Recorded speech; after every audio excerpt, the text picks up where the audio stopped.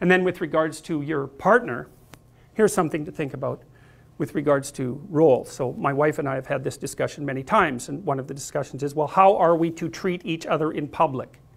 And it isn't, her name is Tammy, the discussion isn't how should Jordan treat Tammy in public, or how should Tammy treat Jordan. That's not the discussion. This isn't personal. It's how should a wife treat her husband, and how should a husband treat his wife. It's impersonal. And it's partly, you don't put your partner down in public.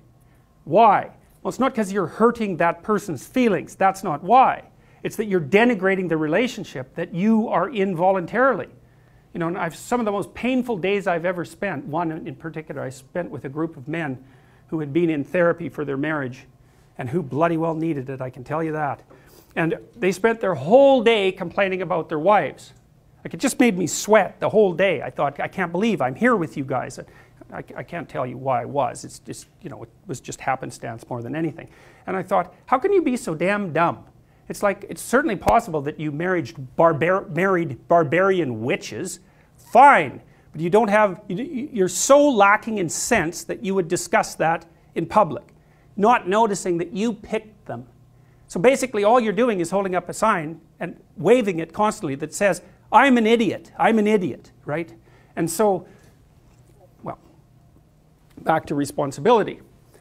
You have a responsibility to those whom you love and are obligated to ensure that they manifest themselves in a manner that's most beneficial to them over the long run. Now, you have the same responsibility, I would say, to yourself, but you'll have blind spots. Other people have to help you with that. But so the rule is, you know, you help your wife figure out how not to make a fool of herself in public. And she extends to you the same courtesy. And it's partly maintenance of the sacred nature of the relationship. It has nothing to do with you or her, precisely. It's broader and wider than that. Okay, so then that's two levels of responsibility. Child, partner, next level of responsibility. You're asked at your workplace to undergo unconscious bias retraining.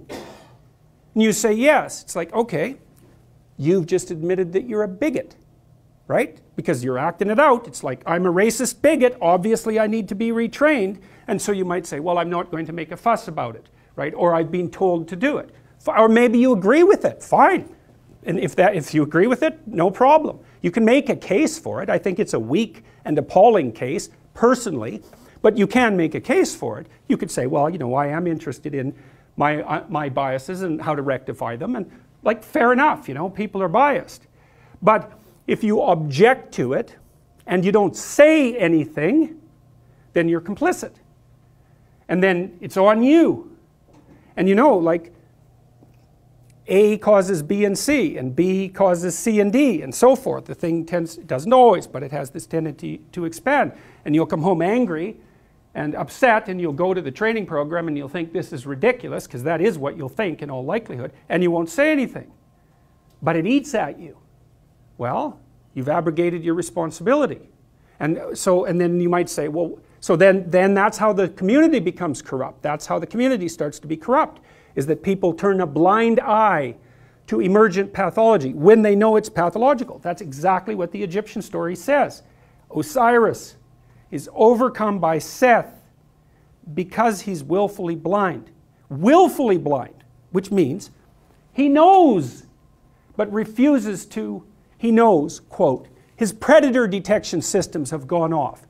Monster. Well, then you're supposed to look, okay, exactly what sort of monster is this? Well, it doesn't have wings, it doesn't have a tail, you know. You cut it down into you cut it from the monster that it could be into the monster that it is.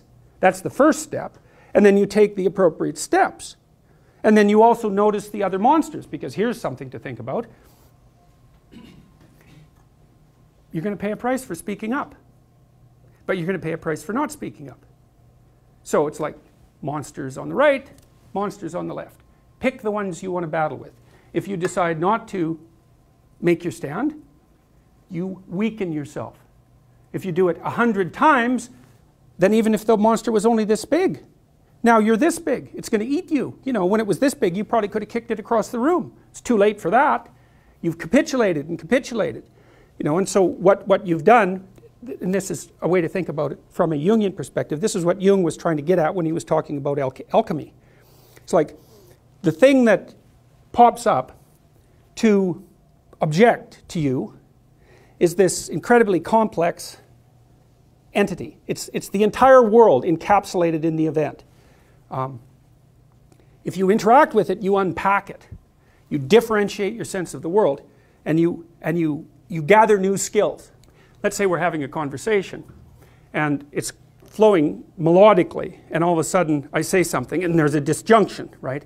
You're offended by it. There's some negative emotion that comes up, or you know, maybe I've said something to impress you or to be arrogant, and you respond badly. It's like we've got this melodic thing going on. It's a consensual frame, and something pokes itself up to put a disjunction in the conversation. It's like, well, that's where the information is.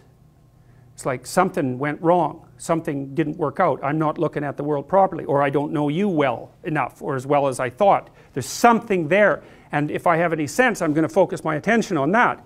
Like, not obsessively or anything like that, but that's where all the information is. Because as long as what we're doing is working, then we both know enough already. As soon as what we're doing together isn't working, then that's instant evidence that there's something about us that needs to be updated. And you might think, well, that's a terrible thing, and the answer is yes, of course it is. It's a terrible thing, but it's also the thing, and this is the next stage of the development of this, let's call it universal morality. It's like the universal morality might be found in the answer to the question, what should you do when you make a mistake? Now, one answer is catastrophic dissolution. That's a collapse into chaos. Well, no one is going to pick that voluntarily. Let's put it that way. It's unbelievably unpleasant, terribly anxiety provoking, shameful, and painful all at the same time. Worse, it can mean the absence of positive emotion, because if you really collapse into chaos, not only are you overwhelmed by negative emotion, but the positive emotion system shut off, and that's what happens to someone who's extraordinarily depressed and also hyper anxious at the same time. Not only are they suffering from an excess of negative emotion, but they've got no incentive movement forward whatsoever. Okay, so that's not an optimal solution because it takes you out. The other possible, and so I would call that a nihilistic solution or a chaotic solution. It's not a solution, it's a dissolution. And you could think about it as a precursor to a potential solution, but it's very easy to get stuck there. And that's why Jonah could have stayed in the belly of the whale along with all the other people that were eaten by the whale and never got back out. And you see people like that all the time. Their error has come along, blown out their frames of reference, they've collapsed into the underworld, into the chaotic underworld, and they don't know how to get out. They have post-traumatic stress disorder, or they're depressed, or they're hyper anxious, or they're resentful and aggressive and destructive. Like, there's any number of states of being that can overwhelm you when the bottom has fallen out of your life. So it isn't something that people are going to, it's not an optimal solution, let's put it that way. Well, the other, that's a nihilistic solution, a collapse. The other solution is, we're talking and I don't get what I want from you, and so I say, you better not do that again. I don't want to see that from you again.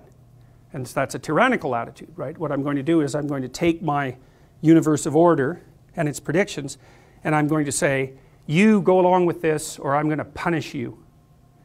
And now there is an element in society, like society is made up of threats like that to some degree. It's an ineradicable part of society. That would be the tyrannical aspect of the great king, let's say. You know, we've organized a set of punishments and threats that keep each of us in alignment. However, generally speaking, in a society that's functional, we've decided to adopt agreement with that set of principles more or less voluntarily. You know, we say, well, you have rights and responsibilities, and I have rights and responsibilities, and I'm willing to pay a price for yours, including the acceptance of punishment if I transgress, but you're going to do the same for me.